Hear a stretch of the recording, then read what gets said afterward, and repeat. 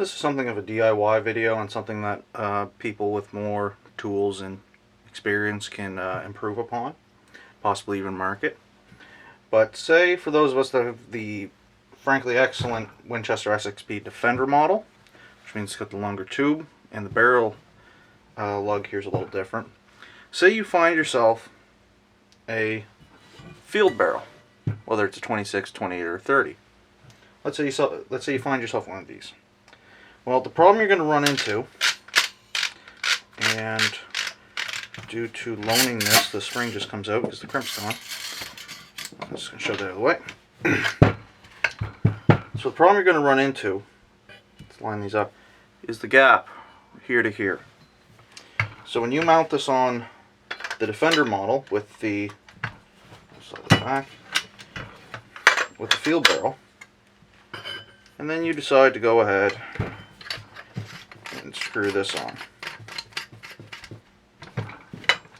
What's going to happen, it's just going to come on out on you, or you might, maybe you say, oh, I'm going to game this, and slide her home like that. It doesn't matter, it's just coming off. So, what's the workaround here? Well, one thing I did, and I've run a case of ammo like this, so this is just coming from my experience, the results might vary, is you get a piece of metal pipe that is the distance between here and where this stops. So the barrel's all the way in, you go from here to here, calipers, something about, let's see,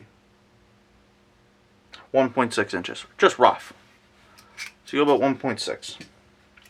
Piece of pipe, so say 1.5, just for the next reason.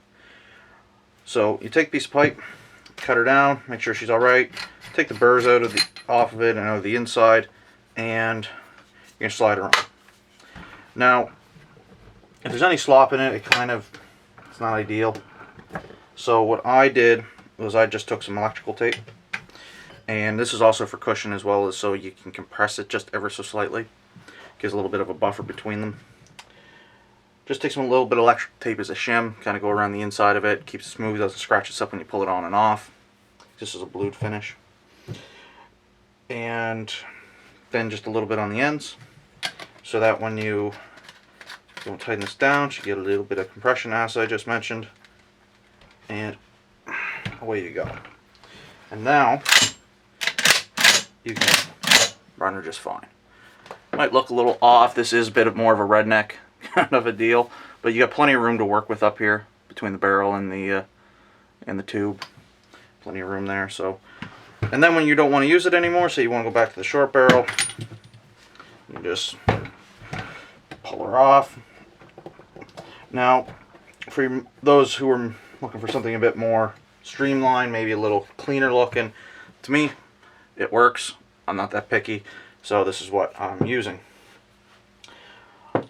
So what you could also do, say you're into 3D printing. Now I don't do 3D printing, I just know people who do.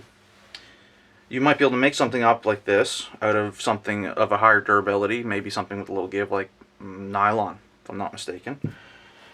Have the grain going long ways have the grain going this way for compression reasons, because if it's going this way, it's just going to, you might be able to make something up for that. Somebody that's more into pipe fitting, machining, anything like that might be able to advance on this. Possibly, which I think would be kind of interesting, is a threaded pattern. So you'd slide her in so far, and then you thread her in, or maybe just the whole thing's threaded in, jump past, and away you go. Just different things you can think of.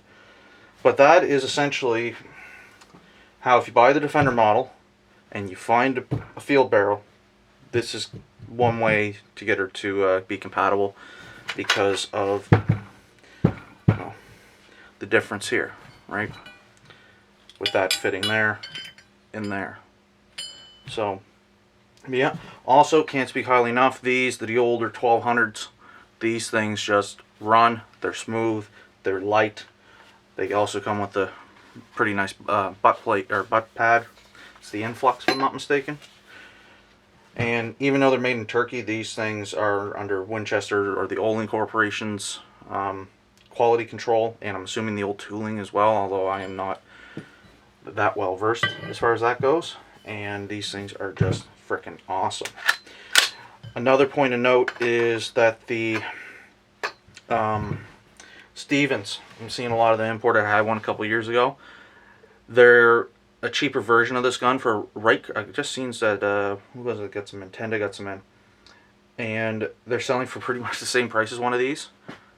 Buy one of these if it's coming down to money. I picked this up 2.5 years ago for $400 regular price, and they haven't gone up much.